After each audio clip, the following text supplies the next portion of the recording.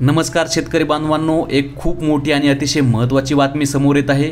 देवेंद्र फडणवीस यांच्या झालेल्या मुलाखतीमध्ये त्यांनी सांगितलं आहे शेतकऱ्यांचे सरसकट कर्ज माफ करण्यात येणार आहे। तर हे सोन्याचे दिवस आपल्यावरती आता येणार आहेत।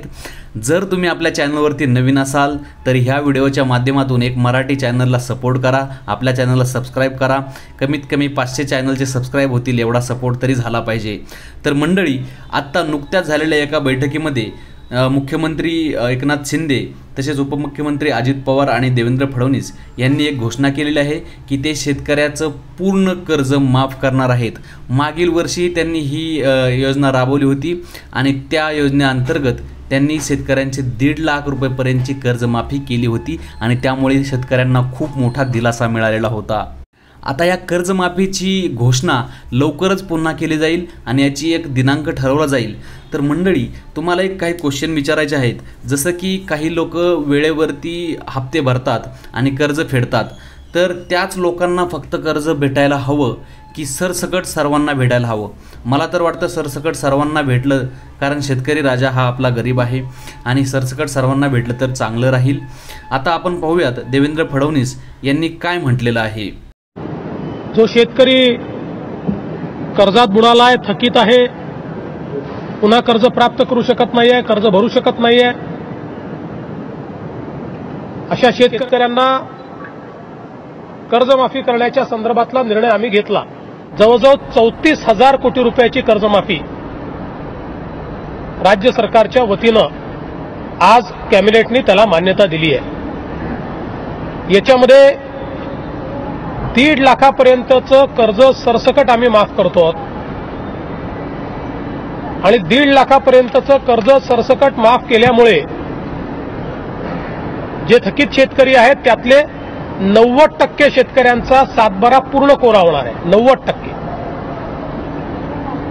उरलेले जे 6 लाख शेतकरी आहेत त्यांच्याकरता आम्ही ओटीएसची योजना आणतो, ज्याच्यामध्ये 1.5 लाखाचं कॉन्ट्रीब्युशन राज्य सरकार देईल आणि त्यांना ओटीएस करून घेता येईल।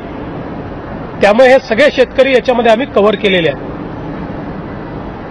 यासोबत ज्या शेतकऱ्यांचं कर्जाचं पुनर्गठन झालं ते एकतर थकीत झाले असतील तर पीक कर्जाच्या सवलतीत जातील,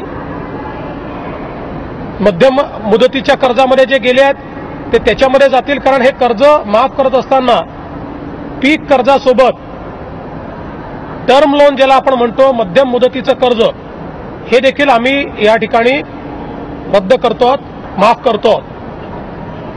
त्याच्यामुळे पुनर्गठित थकीत जे आहेत किंवा मध्यम मुदतीत गेलेले आहेत त्यांना देखील या ठिकाणी या कर्जमाफीचा उपयोग होणार आहे।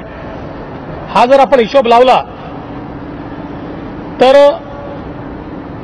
एकूण 40 लाख शेतकऱ्यांचा सातबारा कोरा होणार आहे। शेतकरी नियमित कर्ज भरतायत त्या शेतकऱ्यांचा देखील हा सवाल असणार आहे की आम्ही नियमित कर्ज भरलं, हे आमचं चुकलं का, आम्हाला प्रोत्साहन काही मिळणार आहे की नाही, आणि म्हणून तोही निर्णय आम्ही घेतला आहे।